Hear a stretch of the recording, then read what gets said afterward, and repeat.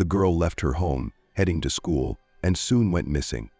Her family immediately began the search, with the police joining shortly after. From the very first hours of the investigation, detectives realized that the case was far more complex than they had initially anticipated. However, no one could have imagined the dark details that would soon come to light and the shocking conclusion it would lead to. Robyn Starfield was the youngest in her large American family, born on December 14, 1972, in the town of Berea, Ohio. Her mother, who already had 5 children from a previous marriage, later married Robyn's father. But the family's happiness was short-lived. When Robyn was only 1 year old, her father suddenly died of a heart attack, leaving her mother alone with 6 children. Despite the heavy burden, the family managed to get by with the support and help of the older children, who lovingly cared for the younger ones. Robyn grew up independent and responsible, maintaining a warm relationship with her siblings. She did well in school and was passionate about sports, running softball and gymnastics. Robyn also participated in the school cheerleading team, and her active approach to life brought joy to her mother and inspired those around her. On April 22, 1986, Robyn was eagerly looking forward to her older sister's birthday celebration, which the family planned to enjoy in the evening after she returned from school. In the morning, as usual, she went to the bus stop to catch the school bus. Robyn was 13, and her mother was already accustomed to her daughter going to school on her own and returning around 3 in the afternoon. But that day, the girl didn't come home. At first, the family wasn't worried, thinking Robyn might have stayed behind to chat with friends after class. But as time passed, she still hadn't arrived. Around 3:30, the phone rang. A school friend asked if she was home. Her older sister, who answered the call, said Robyn hadn't returned yet and began to worry. A little later, she contacted their mother, who, alarmed, immediately left work and first called the school to find out if anyone had seen her daughter. When the concerned mother called the school, they confirmed that Robyn had attended all her classes and should have already been home. Realizing that her daughter hadn't shown up, the woman, in a panic, started calling all relatives and friends, hoping that Robyn might have visited someone. However, no one had seen the girl, and this uncertainty was particularly distressing. She usually returned on time, and such a prolonged absence was very unusual for her. The mother decided to take action immediately and organize a search. Along with her relatives, she went out on the streets, questioning neighbors, trying to find any clue, but their efforts yielded no results. Robyn's school friends and family acquaintances soon joined the search, everyone who could help, but as night fell, the girl was nowhere to be found. When it got completely dark, the mother decided to contact the police. The police promptly launched an investigation. Officers circulated the girl's description to all patrol units, hoping for a breakthrough. However, the night presented challenges in the search. The officers began to consider possible reasons for her disappearance, including the possibility of a runaway, but soon dismissed it. On the day Robyn disappeared, she had dressed lightly and taken only her school books with her. This indicated she hadn't planned on being away for long. The search continued through the night, and the next day, officers expanded the search area. The family and the police tried to cover every place where Robyn could potentially be. Simultaneously, detectives began interviewing her friends and classmates, hoping that someone might have noticed something unusual. But they found no trace of her until midday, when a distressing call came into the police station. A local fisherman walking along the river near Robyn's home had noticed a human body in the water. The police immediately went to the location and found that it was indeed Robyn. The girl's body was wrapped in a green sheet and lay unclothed. There were visible signs of beating on her body, immediately indicating a violent death. The body was taken to the local hospital, where Robyn's older brother confirmed her identity.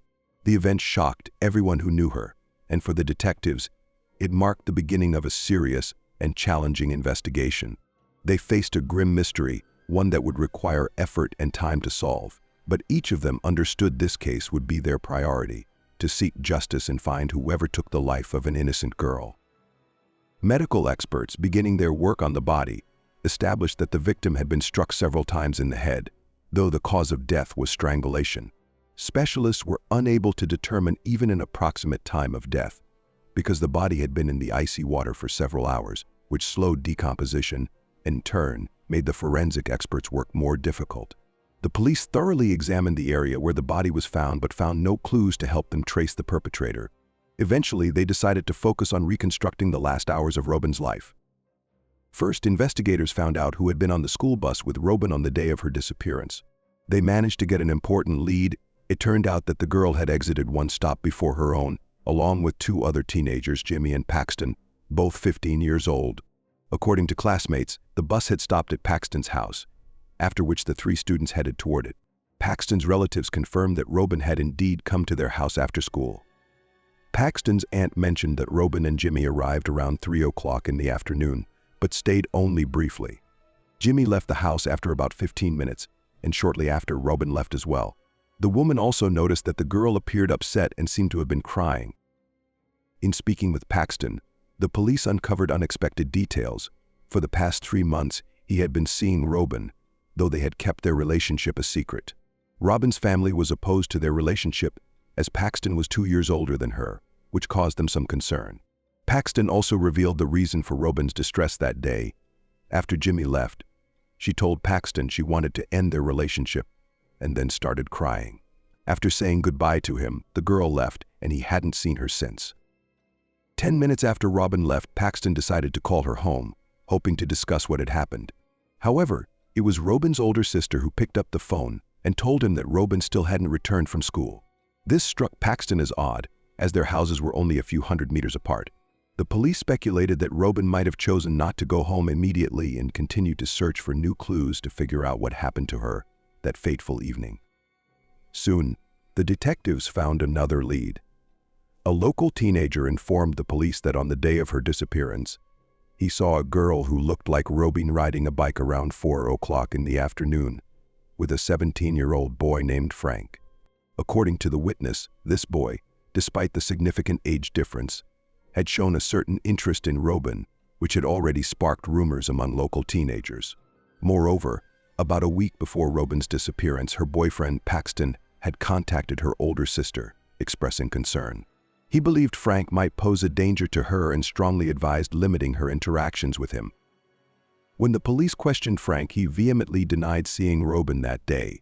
He provided an alibi for the time they were supposedly seen together, and the police were able to confirm his statement. Although the lead involving Frank was dismissed, the investigators soon received a new, intriguing clue related to another person in Robyn's circle. It turned out that Robyn was friends with a 15-year-old girl named Michelle, who lived nearby on the same street. However, a few days before the tragedy, a serious argument had occurred between the two friends. They exchanged notes in which they expressed mutual grievances, effectively declaring the end of their friendship. One detail in this exchange particularly interested the detectives. At the end of her note, Michelle had drawn a tombstone with Robyn's name on it. Considering that this drawing had appeared just a day before Robyn's disappearance, the police decided to investigate Michelle's possible involvement more closely.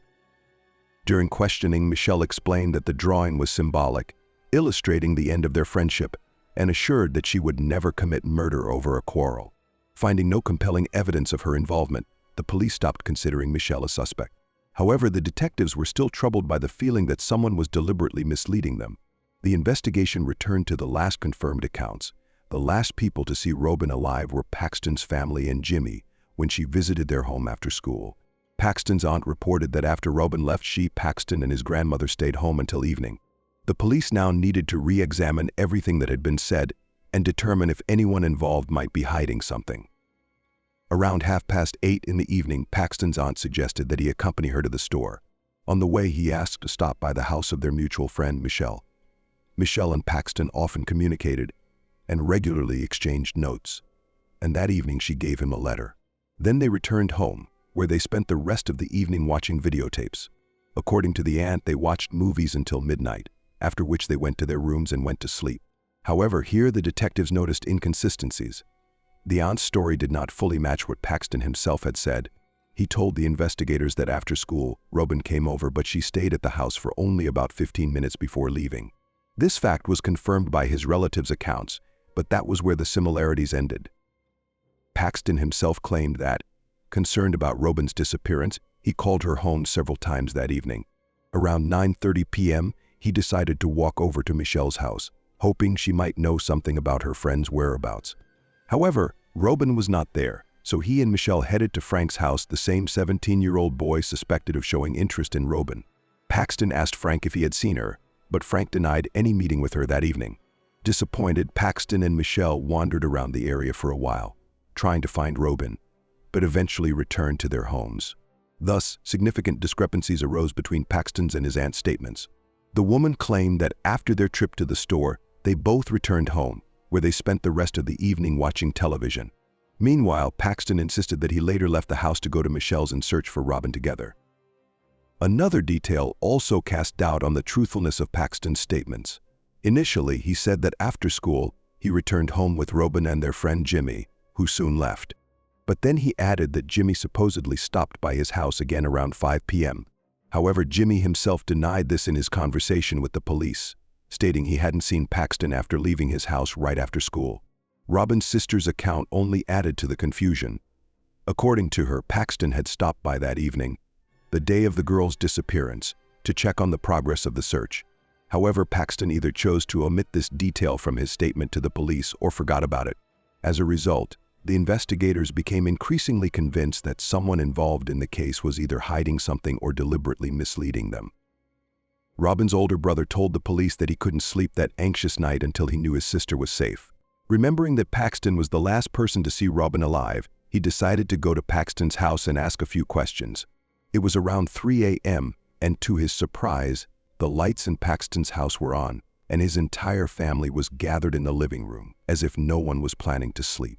This struck the brother as strange, but he knocked on the door. Paxton came out, and the brother started questioning him. Paxton suddenly claimed that he knew where Robyn was. Supposedly she was hiding in Frank's garage. However, the brother didn't immediately believe Paxton's words, and his suspicions only grew stronger. The following morning, even before Robyn's body was found, another strange event occurred. Robyn's sister later told the police that Paxton had called their mother and said he had found Robyn's purse in his room. He suggested that she might have left it there the previous day and offered to bring it himself. But the sister decided to pick up the bag personally and went to Paxton's house. On her way, she was stopped by a car with Michelle, Paxton, and another teenager inside. When the sister took Robyn's bag from Paxton, she asked where he had found it. Paxton replied that his aunt had discovered the bag on the bed in his bedroom, but this explanation raised her suspicions. She insisted that Paxton tell the truth and warned him that the police might make him take a polygraph test. His response surprised her. Paxton claimed he had already taken such tests 3 times and wasn't afraid of them. After taking the bag, the sister decided to go to Paxton's house to speak with his aunt. When she asked the aunt where she had found Robyn's bag, the woman began to get her story confused. First, she said she had found it outside in front of the house, but then corrected herself, stating that the bag had been found inside the house. The sister asked the aunt to recount the last time she saw Robyn in more detail. The woman began changing her story again. At first, she claimed that Robyn hadn't even come into the house, but then she said that the girl had indeed been there, though only for a few minutes. Then the aunt changed her account once more, saying that Robyn had spent nearly half an hour at their house. Throughout this, Paxton's grandmother, who was present during the conversation, supported each of the aunt's shifting versions. These contradictions in the statements of Paxton's aunt and Paxton himself increasingly confused the investigators, making Paxton's family one of the main focuses of the investigation. Robyn's sister returned home in a state of utter bewilderment and shared the entire conversation with her older brother. The man listened carefully and realized there was clearly something suspicious in the case. He decided to confront Paxton again to get to the truth. Stepping outside in search of the young man, he soon spotted Paxton's car and began following him. After a few minutes of pursuit, Paxton suddenly jumped out of his car and tried to escape, but the brother quickly caught up to him. Furious and deeply worried, the man grabbed Paxton by the throat, demanding he tell him where his sister was. He told him he'd better pray that Robyn was found alive. Paxton, with a cold expression, replied, "Alive." These words and Paxton's indifferent expression pushed the brother over the edge, and losing control, he began to beat him. Barely containing his own anger, he didn't stop until a few passing friends pulled him away. When detectives learned these details, they became convinced that Paxton's behavior raised serious suspicions, though they still couldn't understand precisely where the lies lay. As the investigation progressed, the police decided to look into Paxton's background and soon uncovered several disturbing facts. The boy wasn't an exemplary teenager. He had been expelled from school multiple times for failing tests and breaking rules. It was his poor performance that had sparked his friendship with Robyn. She had tried to help him with his studies, hoping her support would lead to positive changes. At first glance, it seemed that her influence was benefiting Paxton, but the police soon realized that his problems ran much deeper. It turned out that Paxton and his friends often attacked younger children, sneaked into neighboring schools, and even started fires. On one occasion, in front of a friend, he slapped his own mother because he didn't like the way she spoke to him. Paxton's behavior became so serious that he was sent to a rehabilitation center, from which he returned just a week before Robyn's disappearance. Among his classmates, there were also rumors that he was interested in occult practices and participated in satanic rituals. Despite all this troubling background, the detectives still couldn't piece together a complete picture that would help them understand the mystery behind Robyn's disappearance. Determined to explore every possible lead, they turned to Jimmy, Paxton's friend, who was one of the last people to see Robyn alive. Although their meeting lasted no more than 15 minutes, the police believed that Jimmy might have some crucial information that could shed light on what happened that fateful day. Jimmy's father told detectives that in recent days the boy had changed significantly. He looked depressed, often seemed frightened, barely ate, and had trouble sleeping. This behavior alarmed the police, so they decided to question Jimmy. During the interrogation, the boy was visibly anxious and nervous. The investigators intensified the pressure, insisting on the truth, and soon Jimmy broke down and began to talk. According to him, 2 days before the tragedy, Paxton approached him with a horrific confession. He was planning to assault Robyn and then kill her. Paxton even invited Jimmy to be his accomplice. Jimmy, convinced that his friend was just joking and trying to act cool, didn't take it seriously and naively agreed, believing it was all just Paxton's imagination. But in the following days, his friend continued to share his plans and discuss details. Jimmy still didn't take these conversations seriously, thinking Paxton was only joking. One day, while they were at Paxton's house, he openly stated in front of his aunt that he was going to kill Robyn. The aunt laughed, not believing him, to which Paxton replied angrily, "I'm serious." Nonetheless, no one present took his statement as a real threat. On the day everything happened, all three were on the school bus. Paxton invited Robyn to his house, saying he had a new music tape she absolutely had to hear. Then he turned to Jimmy and, lowering his voice, asked if he should carry out his plan that day. He said it in such a way that he didn't say the word murder outright, but only hinted at it. As Robyn was sitting nearby and could hear, Jimmy replied that he didn't understand what he was talking about, but Paxton persisted. He asked another question, hinting if they should assault Robyn that day, also using only the first letter of the word. When the girl asked what they were talking about, Paxton explained that it was just a joke that they were supposedly talking about other girls. When the three teens arrived at Paxton's house, he took Jimmy to the bathroom and asked him to turn up the music. He stated that he was going to carry out his plan, and Jimmy, still thinking it was a joke, turned up the music, not realizing his friend was truly serious. Paxton, meanwhile, returned to the room where Robyn was sitting. He sat down next to her on the bed and demanded that she resume their relationship. It turned out that Robyn had recently broken up with him, but Paxton clearly wasn't willing to accept it. When she refused and tried to leave the room, he stood up and blocked her path, preventing her from leaving. In despair, Robyn began to cry and begged Paxton to let her go, but he continued to stand by the door, cutting off her way out. Gathering her strength, she struck him on the head, hoping to escape. However, this only enraged Paxton. He grabbed her, threw her to the floor, and started choking her. Robyn struggled desperately, but her strength quickly waned, and to finally break her resistance, Paxton struck her head against the floor several times. After that, she lost consciousness, but he kept his hands on her neck for a few more minutes to make sure she wouldn't wake up. When Robyn stopped showing signs of resistance, Paxton began to remove her clothes. Then he turned to Jimmy and threatened him. If he dared to tell anyone about what had happened, he would kill both him and his entire family. Overwhelmed by fear, Jimmy promised to keep quiet and tried to leave, but Paxton demanded that he call his aunt. Jimmy complied and then left the house. Later that evening, Paxton met with Jimmy again and shared details of what happened after he left. According to Paxton, when his aunt entered the room, Robyn was still alive. He claimed that his aunt decided to help him and struck the girl on the head with a baseball bat several times.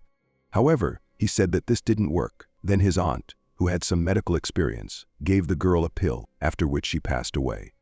This part of Jimmy's account raised doubts among the detectives, as he was recounting Paxton's words rather than his own experience. Nevertheless, they now had a witness statement from someone who was present during the murder, providing grounds for an arrest. The police immediately went to Paxton's aunt and brought her in for questioning. Learning of Jimmy's confessions, the woman couldn't withstand the pressure and began to talk. She admitted that when Jimmy brought her into the room, she saw Robyn lying on the floor, almost undressed, with a bluish face. The woman was shocked by the sight and, horrified, asked her nephew what he had done. Paxton replied coldly, "I finished her off." After this, he said he needed to catch up with Jimmy and ran out of the room, leaving his aunt alone with Robyn's body.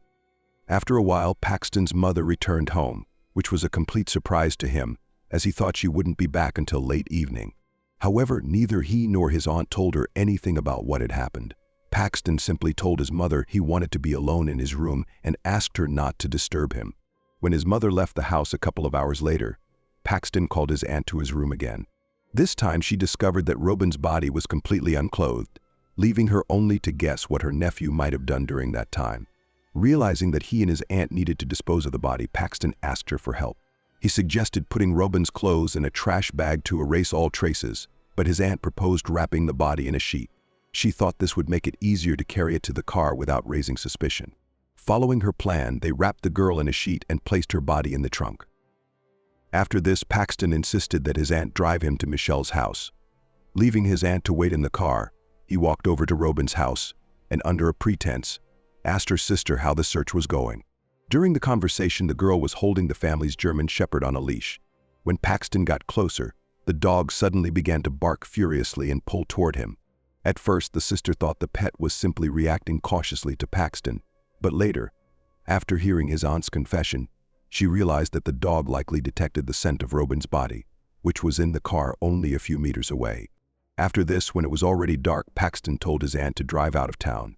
They went to a bridge about 7 kilometers from their home and threw the girl's body into the river. On the way back, they stopped near a store, where Paxton discarded the bag with Robyn's clothes in a trash container. After obtaining his aunt's confession, the detectives promptly arrested both her and Paxton.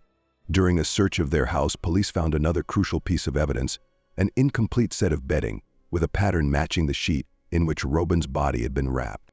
Despite the evidence collected against him, Paxton denied his guilt and was placed in a juvenile detention center until the trial. However, the prosecution immediately announced that they would seek to try Paxton as an adult, given the horrific details of the crime. The victim's relatives supported this demand and even organized a petition advocating for this decision. While the trial was ongoing, Paxton's mother filed a lawsuit against the police and Robyn's family, demanding compensation for disclosing information about her minor son, as they, in turn, had given interviews to journalists. She insisted that the information should have been legally protected and not leaked to the press. She sought $5 million from Robyn's relatives and the police. However, her claim was quickly dismissed, and the attorneys representing her were fined $9,000 for filing a baseless claim. After his arrest, Paxton began changing his version of events. Realizing that he couldn't avoid punishment, he tried to mitigate the impending sentence. He claimed that he hit Robyn on the head with a baseball bat, but only in self-defense. According to him, the girl allegedly grabbed the bat herself and started hitting him. He claimed he wrested the weapon from her hands and threw it in her direction, after which Robyn fell. At one point, Paxton even tried to shift the blame onto his friend Jimmy, claiming that it was Jimmy who strangled Robyn, while he himself had attempted to stop it. However, this version seemed entirely implausible. Paxton claimed that he asked Jimmy to stop strangling her, to which he supposedly agreed and left the room. Realizing that things had gone too far, Paxton said he then decided to finish the girl off. Naturally, no one was inclined to believe such absurd explanations. In June, a decision was finally made to try Paxton as an adult, but there was one important nuance. According to Ohio state law, due to his age, the prosecution could not seek the death penalty. Thus, the only viable option left was to request a life sentence. At the trial, both Jimmy and Paxton's aunt confirmed their testimonies, but Paxton's lawyers failed to present any reasonable arguments in defense of their client. The trial concluded after only a few months, and the jury found the teenager guilty of premeditated murder. He was sentenced to life imprisonment with the possibility of parole after 20 years, which left Robyn's relatives dissatisfied. Given that Paxton was only 15 at the time of the crime, he could potentially return to society at the age of 35. As for his aunt, she was tried separately. She claimed that she helped her nephew dispose of the body purely out of fear for her own life and the life of her 3-year-old child. She insisted that she had not participated in the murder itself, and when she saw Robyn, the girl was already dead. Ultimately, the court treated the aunt with leniency, giving her only a probation sentence. This mild decision was due to her agreement to testify against Paxton. Had she refused, it would have been much harder to secure a conviction for the killer himself. Unfortunately for Robyn's family, the story didn't end with Paxton's sentencing. The defendant attempted to appeal his case, but his efforts were unsuccessful. Eventually, his only hope for release became the possibility of applying for parole after 20 years. When this time period expired, he promptly submitted his parole application. Robyn's relatives actively opposed his release, keeping the public informed of their stance through the media. Their efforts paid off. The parole board rejected Paxton's application, and he remained behind bars. Nevertheless, after this, he gained the ability to reapply for release every few years. Robyn's family hasn't stopped in their pursuit to ensure that the girl's killer never walks free. They organized a petition, and her brother gives interviews explaining that Paxton poses a serious threat to society. Interestingly, Paxton also created a petition in which he appealed for people's sympathy. In this document, he admitted his guilt and expressed remorse for his actions, claiming that he has changed since then and wants a chance at freedom. However, his petition gathered only 47 signatures. As of now, Paxton is 53 years old, having spent 38 of those years behind bars. Robyn's relatives hope that this period will continue to increase and that the killer will never be released. If you have an opinion about this story, feel free to share it in the comments. Like this post if you found it interesting, and take care of yourself and your loved ones. Goodbye.